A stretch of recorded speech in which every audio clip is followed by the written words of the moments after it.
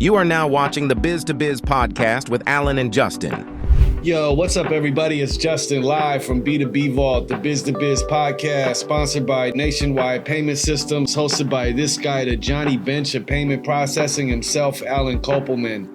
And in today's podcast, we'll be discussing some payment trends for May of 2024. Today's date is Wednesday, May 29th, 2024, approximately 2:28 p.m. It's not 2:28. 12:28. Oh. Sorry. A lot of twos in there. Yeah. Anyway, how you doing today, man? I'm doing good. Had a shortened week, Memorial Day. Memorial Day was Monday, yeah. Yep. Monday we had a little extra day off there, so that was kind of nice. Mm-hmm. And finishing up month 5. It's kind of crazy. Time's flying this year. I don't know why. So how's your week going? It's going great. Yep. All right. Yep. Nothing spectacular anyway, but yeah, no, it's going fantastic. So pick a story, we'll dive in, or you want to talk about the new one that I popped in? Yeah, you go ahead and talk about that if you want to. So California, they've made all these crazy laws over the last couple of years.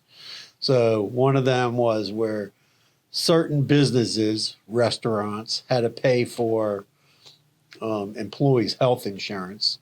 So a lot of restaurants started adding a 4% like line item fee onto like all their bills. So you would get your bill, let's say it was $100, you'd have your tax, whatever that is, and then you'd get this 4% charge for insurance. Then COVID came along, and the whole dual pricing, cash discount, merchants started, adding another fee onto the bill. And then with all the pressure with minimum wage, they'd have now their minimum wage is $20. So even before that, it was high. And a lot of restaurants, in order to keep staff, started to do like a 20% automatic gratuity. So now you get your bill, you've got sales tax, 4% insurance tax, a 20% gratuity, and then they're whacking you with another 3-4% for the credit card processing or service charge. So altogether, you got 35% added to your bill, which is crazy. Okay. So now they passed this law. They don't want the restaurants to do that anymore. So they want the restaurants to like take all those fees that they have, that they basically created, right? And they created most of this stuff, forced it, right? They want them to bundle that and then add it on to the food items. So if you go in and you got like a $10 item, and then they're going to add whatever, 40%. They instead of lining it all out, right? They're going to have to add like 40% to that, 40% to those things, and jack up all their menu prices. So if you I saw out there, like you go to McDonald's and basically like a burger, a drink, and fries is anywhere from like $18 to $25, depending on where you go. I mean, even it's about the same down here. Yeah. What, really? I know that I heard like Wendy's is like $15, $16. I mean, yeah, McDonald's is the same shit. And then you see all these restaurants closing up left and right. They're just going out of, every day there's a new list. I saw BurgerFi closing up, Red Lobster closing up. BurgerFi is closing? They closed already 20 restaurants. I mean, I never was a big fan of their burger in the first place, but I don't eat meat. Well, so. they have some kind of black bean. No, they have a veggie burger. Yeah, veggie burger. Just the brioche bun is just It's not supposed to be on a burger. You need a regular, what kind of bun? You like a challah bun or you don't like know a what that regular? It's like an egg bread, I want a regular white bun. a regular white bun. It's a Okay. burger. Why does it have to be fucking fancy? It doesn't. It's not supposed to be. You grill it on a grill and you put it on a bun Yeah, and you eat it. and also BurgerFi's adding chicken now because there's they might as well just close all the stores. so That doesn't make any sense. The business is BurgerFi, not Chicken BurgerFi. Whatever. Good luck to you guys. But I don't know how that. Maybe if you stopped serving the brioche buns and just did a regular bun and stopped trying to make a burger as like this fancy Michelin star meal, bro, get out of here. It's ground beef. Which burger? Mushed. What burger place do you like? I don't eat anything. I don't. Okay, well, if one of your kids, what's their go-to burger? They don't like. They Oh, like yeah. when I make burgers. Your burgers. Otherwise, if they go to eat, like they're having a chicken sandwich. Okay. They want chicken sandwich. The original crispy chicken sandwich from McDonald's, and they can't even get that anymore, I guess. It's like something else now. It's like a buttermilk battered, like, bro, this is what's wrong with fast food. Like, y'all have made it to the point where you're trying to compete with Regular restaurants. And the point of going to McDonald's was quick and easy. Yeah, simple, quick, and easy. Yeah, stick to the chicken nuggets, French fries, and burgers. It's funny, Stay like- in your lane. It's like they all added on like salad. Everybody's got to have salad now. Why would you be someone going to McDonald's to buy a salad? Yeah. Bro, what's wrong with you?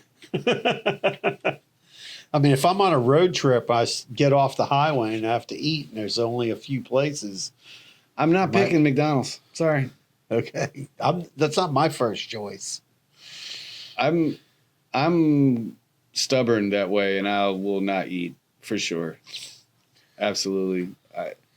The only you'll catch me on a weird or whatever type of day is if, and this is me really, I have to be really like close to the edge of being past hangry, and like there's nothing else, and I would go eat a Burger King Whopper, a Impossible Whopper. Impossible Whopper. Okay, so how does everybody? Let us know. What do you think about what's going on with the fast food and the prices, and what do you think about this bundled pricing thing? Like all this bundled thing.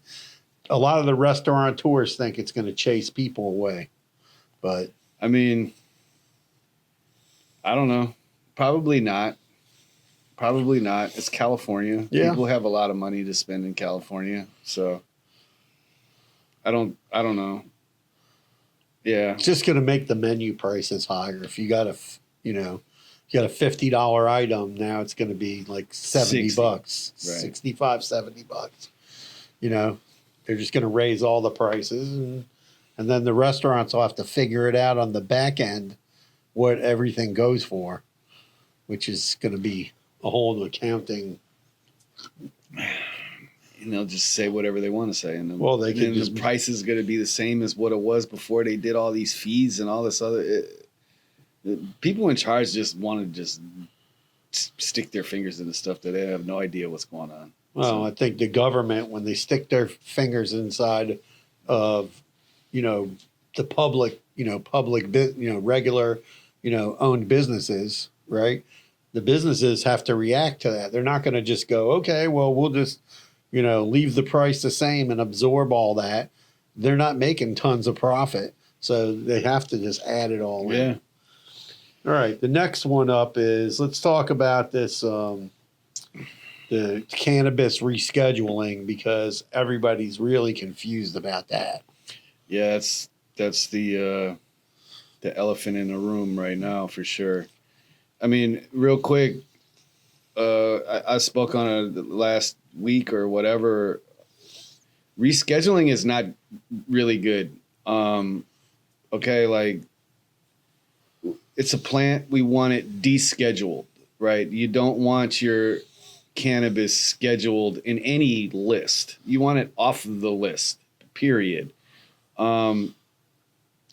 This I was reading actually yesterday about how the descheduling can push back like the feds, the government itself for 50 years this could take.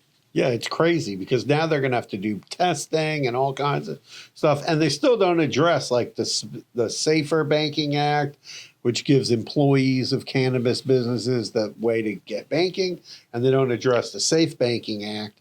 And the other thing this could actually do, it could destroy the cannabis business as it is today and push it into where the pharmacies, you could walk into Publix Right. or CVS and get your marijuana there. Yeah. And then they'll be able to charge you $5,000 for an eighth because that's the price. And that's what the government regulated. It's kind of like this new thing would give the government more power over the cannabis industry. That's the scary part. It doesn't make sense at all.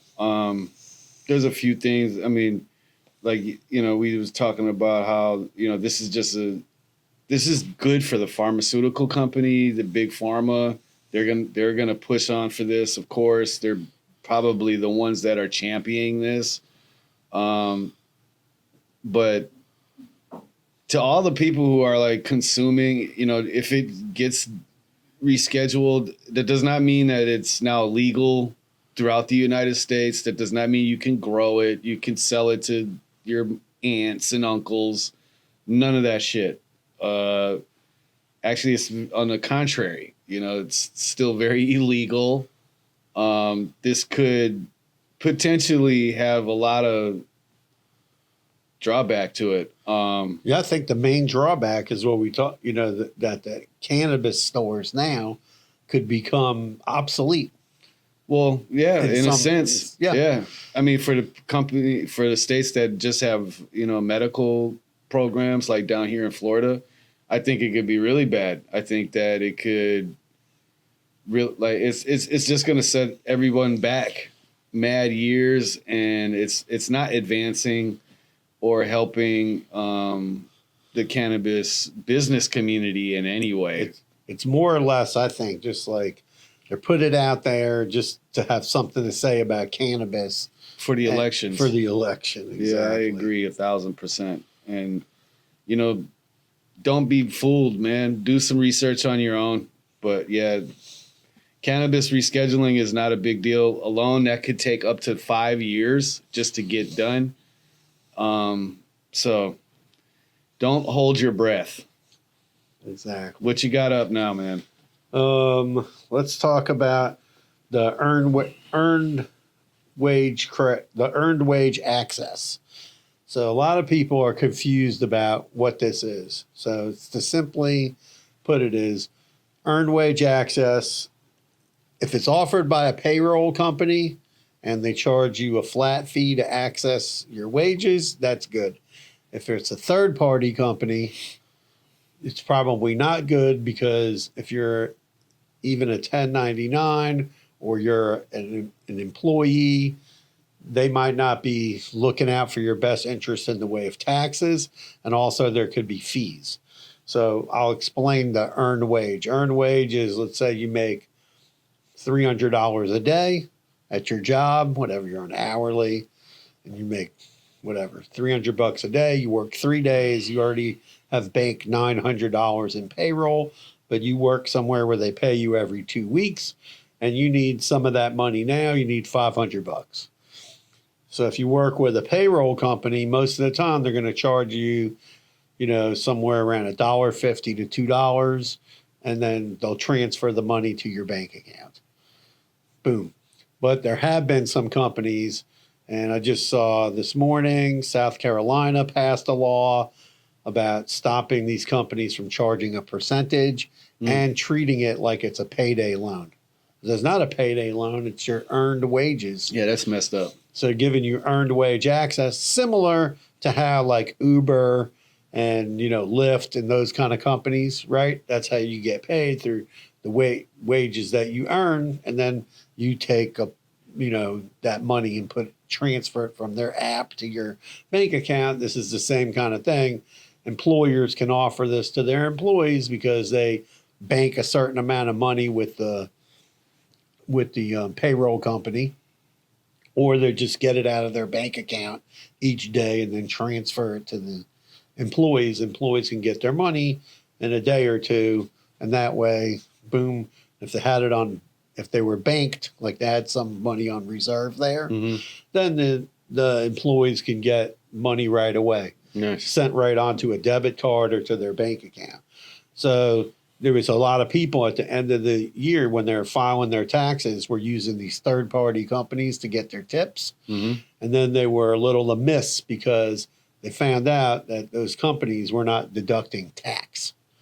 And then some of the companies were charging a percentage, and then that was causing a problem because then it's not earned wage, it's actually like a payday loan.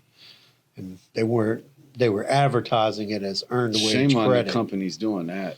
Yeah, well, it's a big bait and switch. They're calling it one thing, but doing something else. So that's something you should be aware of.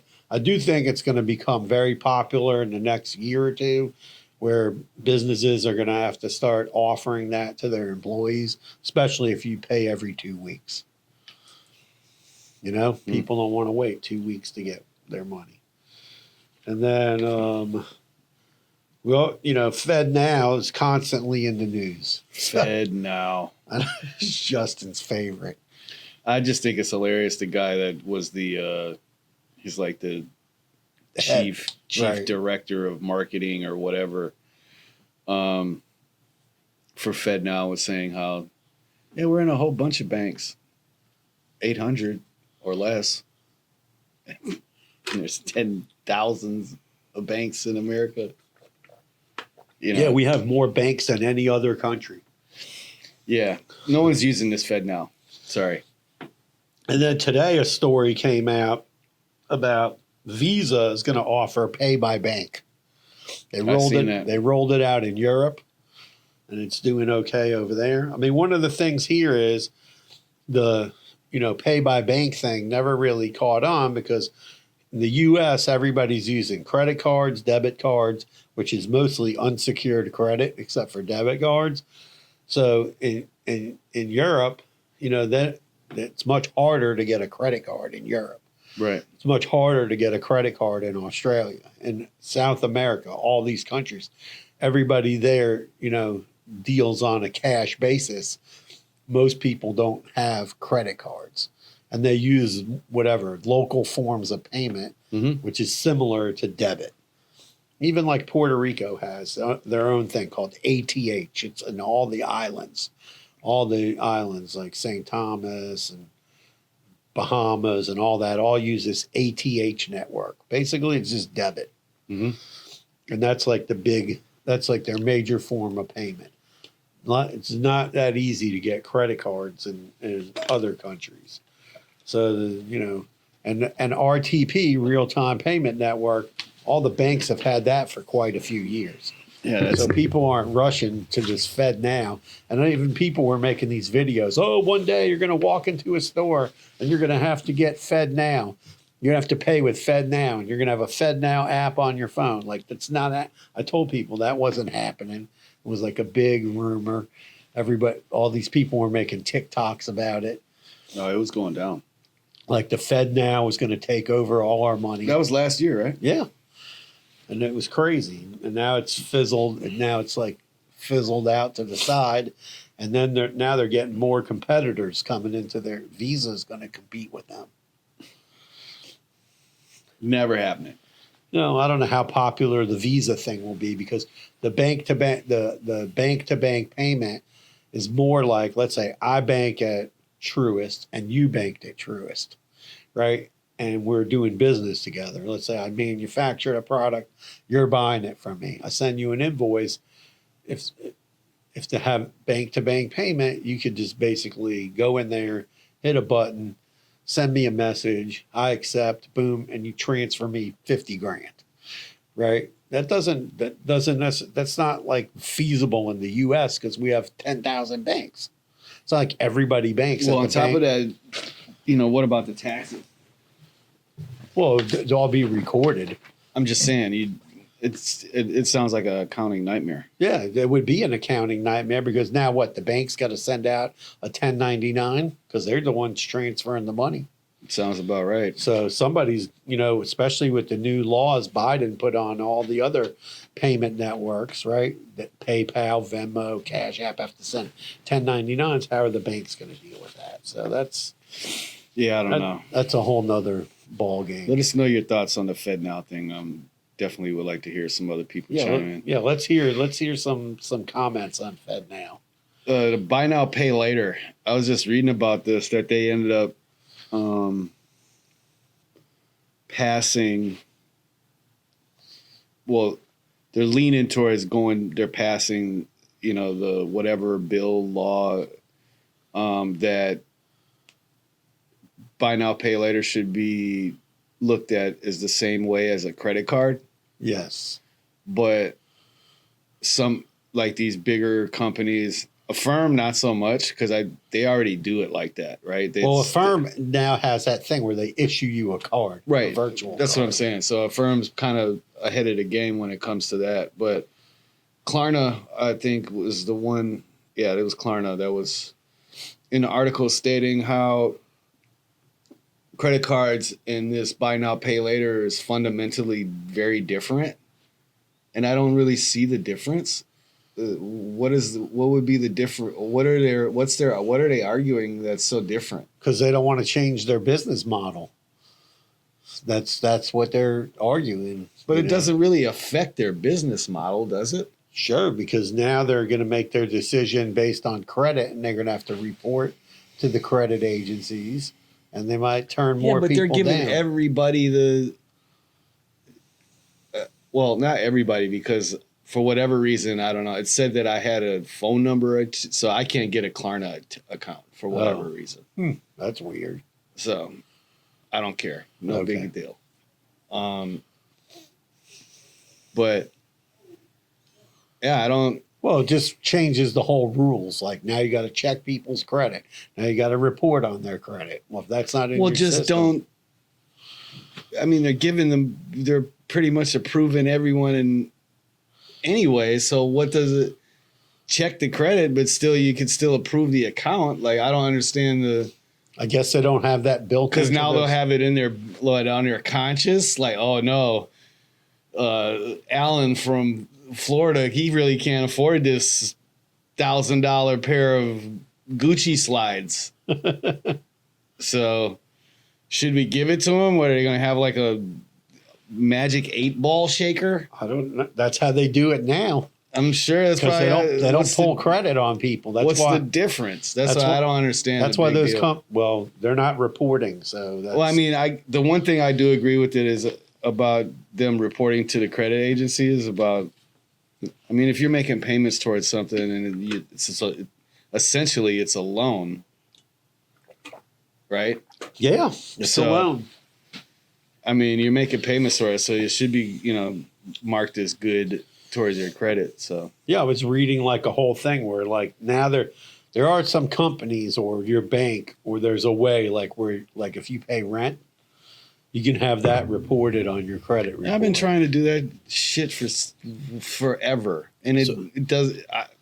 No, so I was reading about a new company that says like, oh, if you pay your rent through their platform, which is not up yet. Exactly. And the other one is the same way. That they're going to report it. You have to attach your bank account to it. I'm like, no, I'm not doing that, bro. What? Because they're like, well, how will we know?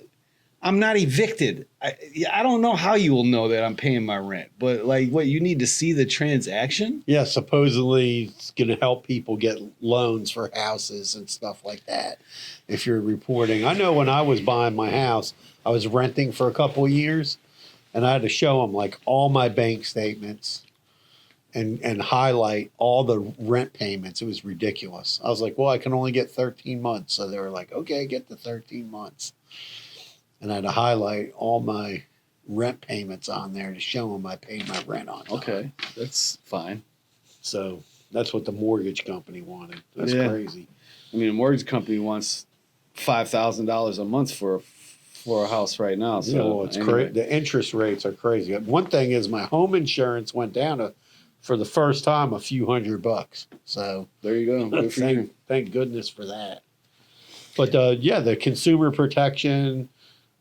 Consumer Financial Protection Bureau, they're saying buy now, pay later's like credit cards, and these companies need to make changes. So it's going to happen. Sounds about right. And then, so let's talk about this Visa MasterCard lawsuit. So this is the postcard that they send out. And if you get one of these postcards, this is where you want to go file. And they just put a 90-day extension on it. So now you still have 90 days. If you don't know your merchant number, you can just put in your federal tax ID number and register your business. So you should definitely do that. There you go. You might get money, might not get any money, but if you don't do it, you won't get paid. And don't use any of the attorney sites because they're going to take 10, 20% or more of your money. Justice Department is still suing Ticketmaster and Live Nation. Price fixing. It seems to be a hot topic. It is. Everybody's complaining about the junk fees. Everybody's complaining about this surge pricing thing that they do. So when they see like, oh, tickets go on sale at 10 a.m., when they see, let's say it's a 10,000 seat place and they see 40, 50,000 people to get on there, the problem is they're jacking the ticket prices. Right.